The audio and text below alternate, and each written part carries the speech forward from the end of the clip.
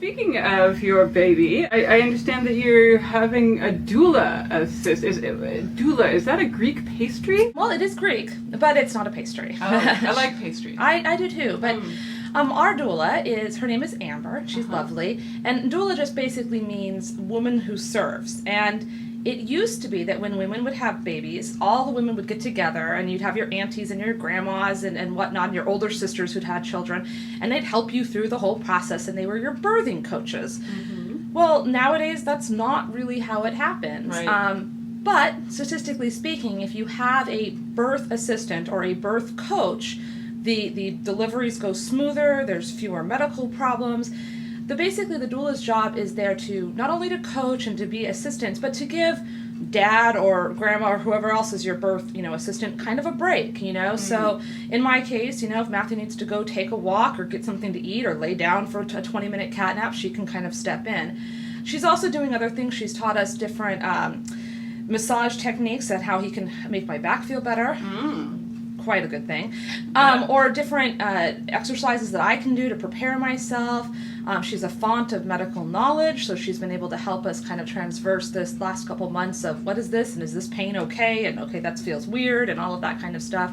Another thing that she does is, besides the massage and helping us, again, transverse these last couple months of the pregnancy, is that she helps us get the kind of birth experience that we want. So we have some very specific things we want. In the hospital, I want the lights to be lowered because that just makes me more comfortable when the lighting is a little bit more dimmed. It makes everybody more calm. Well, of course, the medical staff is going to turn the light on every time they come in to check on you. So one of her jobs is to turn the light off every time. So it's not something I have to think about or I have to ask someone to do. It'll just be done. And things like that. It's just kind of an assistant, someone who's been through a lot of births, who's watched a lot of births, who can kind of help us navigate this whole birth process. So we're pretty excited, actually. I think that's very smart. And I understand you're not going to use a pain medication during labor. Are you some kind of hippie? I am not, actually. I have hippie-like tendencies, it is true. But no, I'm definitely not a hippie granola, new age, touchy-feely, wibbly-wobbly, timey-wimey kind of person. In fact, I am very pro-medicine. The baby will be born in the hospital. That's not really negotiable. However, I have a very bad tolerance for narcotic drugs.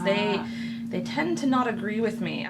We really like to avoid any kind of drug interventions, partly just because we don't know how I'm going to react to it. And that's kind of a scary concept. So obviously, that's the ideal situation, but I keep saying, and I'll say it again, I reserve the right to change my mind and take all the drugs I want if it becomes too much. But my hope is that with the preparation we're doing and with having this sort of an idealized version and a goal and having our birth team very much on board with this and understanding.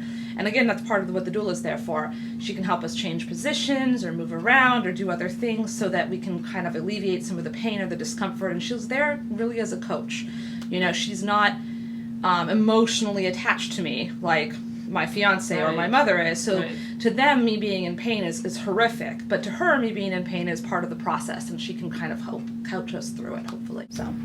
Very good. It sounds like you've given this a lot of good logical thought. I have. Actually, I changed pretty dramatically. When we first found out I was pregnant, I was like, okay, so when do I schedule that cesarean? I'll just put it on the calendar, show up, lay down, go to sleep, wake up, baby, I thought that would make perfect sense. Why would you do it any other way? But then I started reading and talking to a lot of people, and I thought, well, I'm only doing this the one time, so it'd be an interesting thing to experience. For sure. And not only that, but, there are more medical issues when you have a cesarean, so okay, not that they're horrible evil.